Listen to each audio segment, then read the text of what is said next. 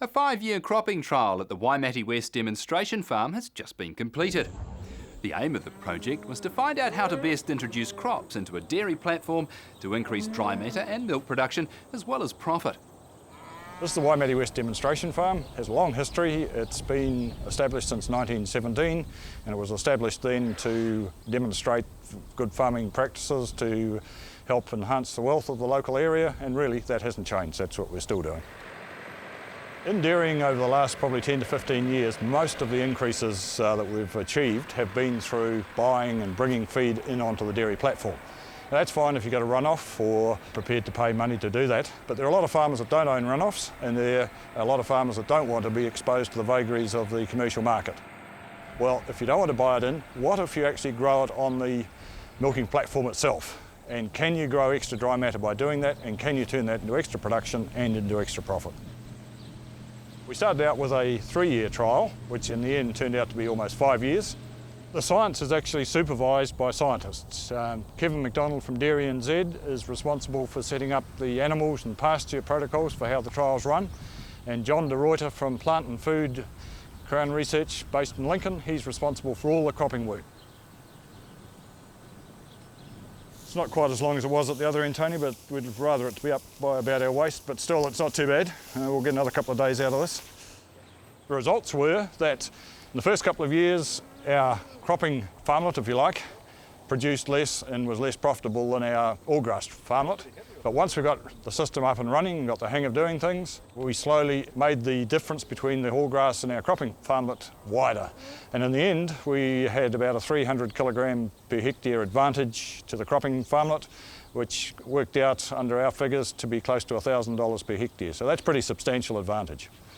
The original premise was to increase dry matter production, and we managed to do that over the whole farmlet by about just under 2 tonnes, and that was with 10% cropping. If we increased it to 25%, we theoretically should be able to add another 5 tonne per hectare. What can we do with that extra 5 tonne per hectare? And that's actually what we're doing now. Once you start feeding those sorts of quantities to be efficient, you do need a feed pad, and we have got a feed pad. That was one of the capital expenditures right from the start. We tried a number of crops, and our target was to achieve 40 tonnes per hectare in a cropping sequence over 18 months. So we initially went for high yielding crops and discounted some other crops. But we also had to make this fit into a system. We wanted it to be as close as possible to self-contained, because remember we were trying to get away from having to buy in feed.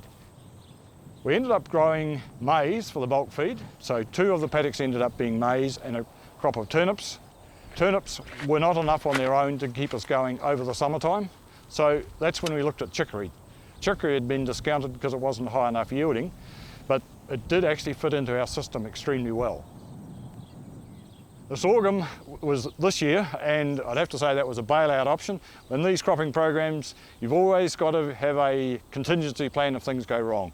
And this year, the first year out of 6 years, we had a failure with our chicory, and it was probably because of dry weather conditions. Sorghum doesn't usually suit this area, but because it was dry, sorghum loves that.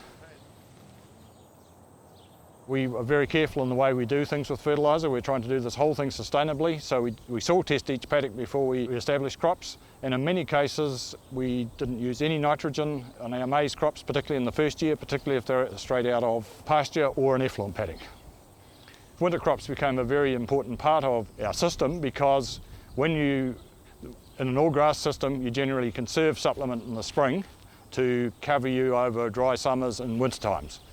We took that area of our farm out and put them in crop, so we didn't have any hay or silage to feed in the winter time. So it was very important for us to grow winter crops to take the place of that hay and silage in the winter time.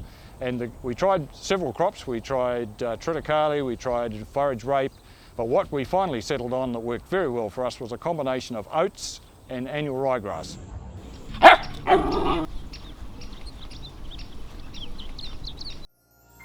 This program was made with funding from New Zealand On Air.